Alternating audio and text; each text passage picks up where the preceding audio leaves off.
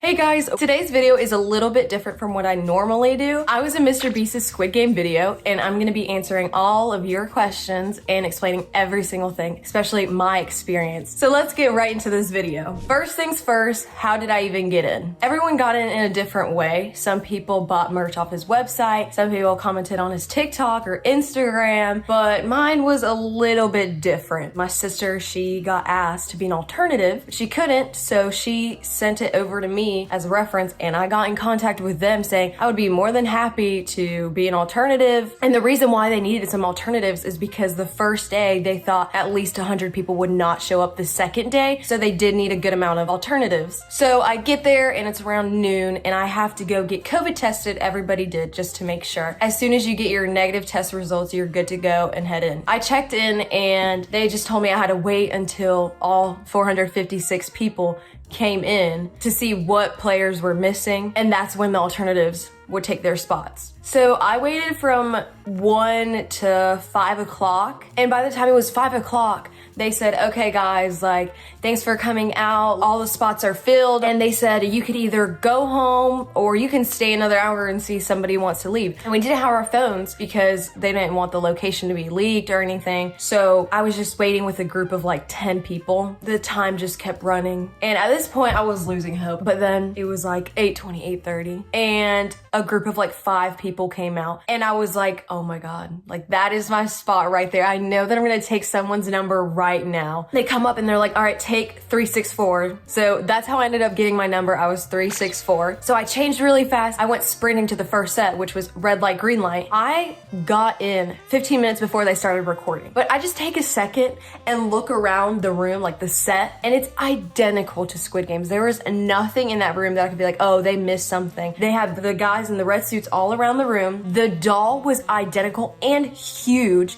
It would turn its head just like the show, and it just felt very real. All right, so then MrBeast starts. He says green light, so we go. Obviously everyone's walking slowly because we have these squibs around our neck and it's stuck to your t-shirt. If you move while he says red light or any sudden movements, your squib will pop. And I remember there was this one guy that was right next to me, and he was just talking while it was red light. He wasn't even moving. He was talking and it popped. And I was like, oh my god, like I can't even talk now. It was serious. Everybody was taking it as serious as they could because they did not want to get out. By the 12-minute mark, it was like a huge crowd of people that made it past the red line. And that's when I started having a little panic attack. I was like, oh my gosh, my anxiety was just rising. I was like, am I gonna make it? Like, he would stay on red light for like 2-3 minutes talking and trying to distract people, get people out. And he said red light one time and I was so close to the red line. There was 10 seconds on that clock. He says green light and I go darting. I go sprinting to that red line. I barely made it. Like, I was so scared. He was like, if your foot was on the red line when it was already 0, you're out. Like, you have to be stepped over it. So everybody who made it through the first round, we were all so excited. We're cheering and everything. I made it past the first round. So obviously the next day we were sent to a new location. So we got there around 12 o'clock, got changed into our outfits. We didn't start the second game, the Honeycomb game, until maybe like 4 o'clock, I would say. And this is where we're introduced into the room that has the bunk beds and the piggy bank right in the middle. At this time, we're like reshooting the scenes because sometimes he would mess up or we would take thumbnails. So then we were moved to the Honeycomb set. When I walked in, I was in shock. I was like, I mean, it didn't surprise me because I knew he was doing everything so identical, but I walked in and it was just like Squid Games. The only difference is in the show, they had the shapes on the walls visible to you. So they had circle, triangle, star, and umbrella. But since MrBeast knew that the majority of people who are playing should have seen Squid Games, right? So he didn't know the shapes. They all had question marks. I was just thinking, I was like, I know he was gonna switch some, but I had a feeling, I was like, he's gonna get people to think that all of them are mixed up. But for me, I thought, no, he's gonna keep triangle the exact same as in the show, but mix the other ones around just to trick people. When I walked in that room, we were told to pick a line, and I went straight to number 2. I was like, this is a gut feeling. I was like, I know that this is triangle. First one, he reveals it, and it's star. The second one, it is circle. He reveals our line, and it is triangle, and everybody's just jumping and screaming like, wow, oh my God, we're so excited. Line 1, they got an umbrella, which sucked. Like, I was like, oh my gosh, thank goodness I did not pick that line. So I'm gonna talk about my technique. My technique was to build up spit in my mouth, which seems a little gross. As soon as he started the clock, the first thing I did, open the tin can, put the cookie on my hand, spit in the can, and then put the cookie and spit again, and let it like soak in my spit because that's how it dissolves. And I just started scraping it so gently because I was so scared of cracking mine. I was like, okay, yeah, I have triangle, it's pretty easy. But at the same time, I mean, anybody could snap it. So I was one of the first people to get the honeycomb cookie out in a perfect shape, and MrBeast came and congratulated me. I was so happy. I had finished the cookie within like the first 4 or 5 minutes. He was like, if you break it from here to the door, then you're eliminated. So you have to be so careful. I just had it in my hand. The people who made it to the next round, including me, we went back to the bunk bed set, and this is when MrBeast comes in and is like, whoever leaves within the next 5 minutes gets $4,000. And I was like, you know what? This might be my cue. It's time to head out. Because I was like, I know that I'm not gonna get the 456,000. Like, there's no way. I was like, this is such a cool experience and everything, but I was like, I don't know how far I'm gonna make it. Like, especially Tug of War is the next set. I was like, what if he just does it just like the show?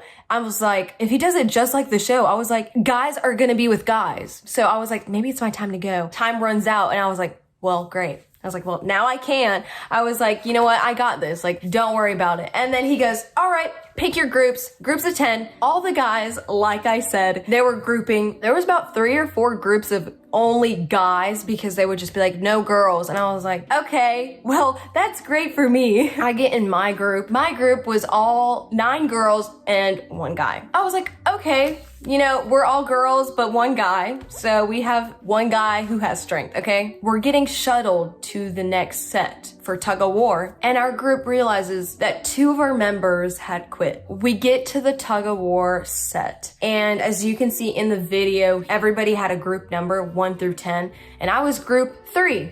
So MrBeast, he had 2 boxes. He would reach his hand in each box to pick each ball that would have the group numbers and pair them together to compete. So my team goes second to last. When we played Tug of War, it was 2 in the morning. I was weak and exhausted. I just wanted to go home. I was like, I know that we're gonna get eliminated this round. So yeah, we got eliminated. That's the round that I got eliminated, sadly. Okay, but here is the weird thing. I was watching MrBeast's Squid Game video, and he was showing each team compete on the set, but I was just waiting for my team to be on the video, and we weren't. Now that I shared my experience with you guys, I'm gonna be answering a couple of questions that you guys had asked me. The first question is something that I got asked a lot, and it is, did you get paid? And if you did, how much? This is where I got a little disappointed because I did want to leave with the 4,000 at the time. Since I was a day late, it was different for me, because people who started the very first day,